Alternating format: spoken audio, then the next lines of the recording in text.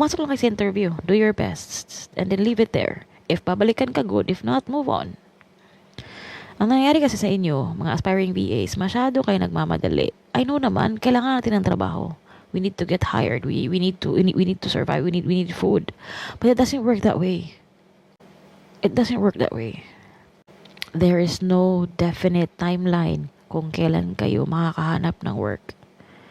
Kahit sobrang galing mo pa, kahit prepared ka pa, kahit wala kang problema sa common skills, kahit ang dami mong proof, there is always someone na kasabayan mo sa pag-apply who is more fit for the role or who is better than you.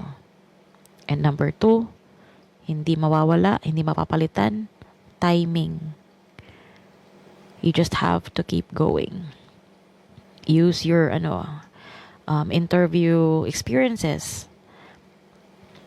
as a assessment na gagalingan mo pa next time hanggang sa mahanap mo talaga yung work mo.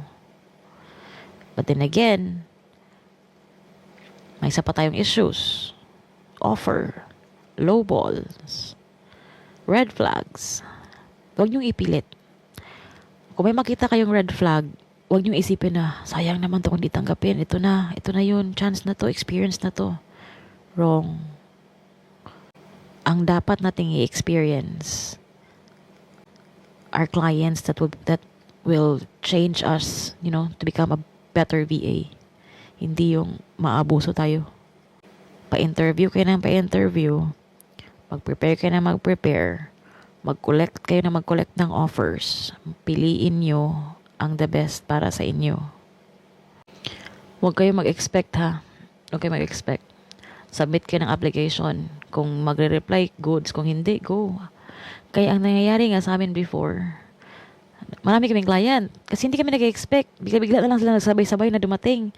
Bigla-bigla na lang nagsabay-sabay sila nagre-reply. Tapos nagsabay-sabay nag-interview. Marami na kaming offers day. Kaya naman, huwag kayo mag-expect. Your expectations will just lead you to disappointment. And I know why you're expecting. You're hoping. Actually, hindi siya expectations. Nag-hope kayo. Binibase nyo yung mga activities nyo, mga movements nyo, mga applications nyo, mga interviews nyo sa hope. Sana mapili. Sana maawa si client. Sana I get lucky. Luck only happens when preparation meets opportunity. Again,